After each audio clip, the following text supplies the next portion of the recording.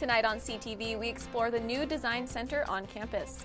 A new vet program could help graduates save some money. We'll tell you how later on.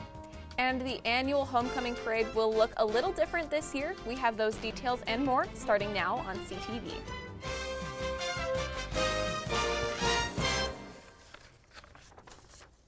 Good evening, Rams, and thank you for joining us. I'm Emma Iannacone. And I'm Ryan Crist. Here's what's happening in the news near you. The Women and Gender Advocacy Center sent a letter today offering a live stream of the Senate Judiciary hearing on Capitol Hill. The hearing involves Dr. Christine Blasey Ford, who is being interviewed by the Senate on the alleged sexual assault by Supreme Court Justice nominee Brett Kavanaugh. The hearing was live streamed in the WGAC and was open to all who were interested. The email that stated that we invite you to join if you're looking for a safe and supportive space to watch. We tell you this both to encourage you to stop by if you are interested or to warn you to avoid the space if you are avoiding triggers. For more information and for updates on this ongoing investigation, you can visit collegian.com. CSU, what does that stand for? According to some students, it stands for Construction State University. And yes, it does seem that at times we are all walking through or around a construction site here on campus. But the payoff is the opening of a new building full of beautiful classrooms and high-tech labs. Next up in the queue is a building for the CSU design students.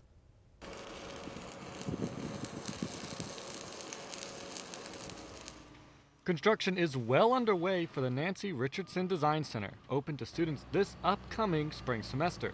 The Design Center will be the new home of the interior architecture and design major that was previously based in Aylesworth. To architecture design student Tanae Lunzer, the new building is far more than just a structure with new classrooms. It is her home. Right now, most of us spend lots of late nights at Aylesworth in these really dark, gross, scary building labs, and it's just not fun. Whereas a place like the RDC is going to be great to be able to make it feel like a second home to us and actually want to be there, not necessarily have to be there. The new design center's goal will provide students with a customized experience that no other buildings on the CSU campus can deliver. We didn't sit down and say, you know, we need 3 classrooms and 20 offices, or, we really thought about what are the experiences that students should have in this building and how can we foster and support creativity. And so the spaces that we have really came out of understanding the creative process and understanding creative collaboration. And so in that sense, I think it's a really exciting building. That I'm super excited. I can't wait till the spring semester when we get to spend the winter break moving all of our stuff into the building and then start classes in the spring. It's kind of surreal to me that that's actually going to happen in a couple short months. That it feels like it's still a year away, but it's so close, and I'm super duper excited. This building will also have outdoor and indoor spaces for all students of all majors to work in. Animals across the state are in need of veterinarians, and this new program is trying to help fix the problem. Applications recently opened for a program that pays up to $70,000 of student loans for veterinarians to work in rural, low-populated areas of Colorado.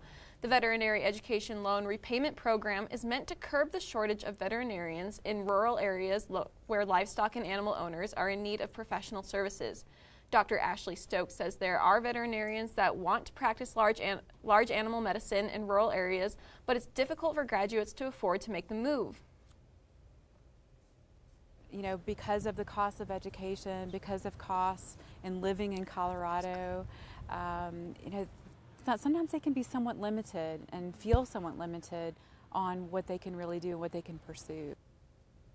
To learn more about the program, you can visit velrp.colostate.edu. A Colorado State University health and exercise science major was honored on Wednesday in Washington, D.C. by the National Boys and Girls Club. Freshman Milwaukee Haynes was named the 2018-2019 Boys and Girls Club National Youth of the Year. Haynes was among 6 recognized teens invited to the gala hosted in D.C. and was nominated as the National Teen Spokesperson. According to the Boys and Girls Club of America, the National Youth of the Year is a role model, leader, and advocate for the nearly 4 million youth served by the Boys and Girls Club each year. Haynes will be returning to CSU this week to return to his studies. You can follow this story up on thecollegian.com. Former Governor Bill Ritter and author of The Martian, Andy Weir, will be in Fort Collins next month, in part due to funding provided by the Associated Students of Colorado State University. In a close call at last night's Senate session, the bill to give $2,000 from the Senate discretionary fund to the Fort Collins Book Festival passed by one vote. The Fort Collins Book Festival is hosted by the Poudre River Public Library and will feature more than 40 authors, scientists, and storytellers. Kanaya Okolo, the author of the bill, hopes that this will provide students with more networking opportunities. You know, whatever comes out of it is up to you, but at the end of the day is through CSU, let's create a platform that, students can benefit from talking to Governor Bill Ritter, if they want to go into politics or if they want to go into the Hollywood industry, how to make their names be heard. The Fort Collins Book Festival will be held throughout Old Town on October 19th and 20th and is free to the public. The homecoming parade that we all know and love is changing its route this year. The parade will be held on Friday, October 12th at 4:30 in the afternoon. This year, the parade will begin on the corner of Washington and Laurel Street, traveling east on Laurel until turning onto the Oval and ending in Canvas Stadium. The original route began and traveled south on Howes before entering and ending on the Oval. The new route is expected to impact residential parking and bus routes for the hours leading and following the parade. For more information on closures, you can visit homecoming.colorado.edu/maps. You may have noticed all the extra students walking around campus today. That's because today is J Day here at CSU, or Journalism Day. Middle and high school students from across the state came to see and experience the journalism department and visit the Collegian newsroom as well as the CTV studio and get an inside look at student media. We at the Collegian and CTV are so excited to welcome future additions to our team, and we appreciate anyone coming down to volunteer for CTV in the basement of Clark A. Well, Ryan, did you get to hang out with any of the high school students today? I couldn't today, but I did see them all around the LSC, going to the newsroom and heading over to the studio, and I was so excited to see that they were here. Did you get to hang out with any of them? I did, yeah. I got to give them a little tour of our studio in the basement of Clark A, and it was really nice to get to see some excited high school students that were excited about journalism. Awesome. I can't wait when they come here. Yeah, me too.